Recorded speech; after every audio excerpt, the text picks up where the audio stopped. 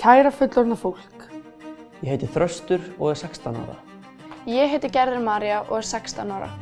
Ég heiti Brynjar og er 17 ára. Ég heiti Gunna og er 15 ára. Ég heiti Dagur og er 16 ára. Ég heiti Ardís og er 16 ára. Ég skrif ykkur frá Íslandi.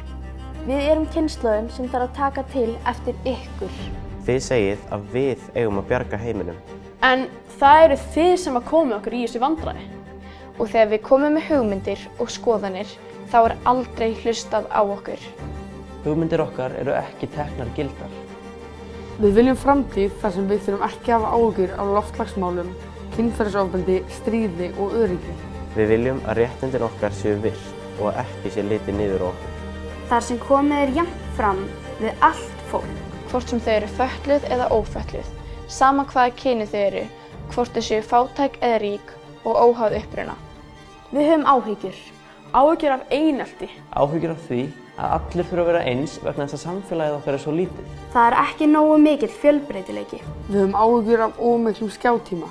Að krakkar séu ekki lengur að tala saman. Og að börnum sé kennt við fæðingu að það séu aðeins 2 kyn og að þau þurfa að hegða sér í samræmi við það. Okkur dreymir framtíð þar sem öll fá að vera þau sem þau eru. Þar sem það er nóg af grænum og aðgengilegum útisvæðum. Þar sem ekkert barn þarf að vera á flótta.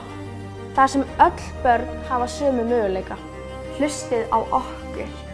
Farið vel með jörðina. Ekki gefast upp. Og munið að hugsa út í líf barna þegar þið takið ákvarðanir. Fyrir hönd allra barna á Íslandi.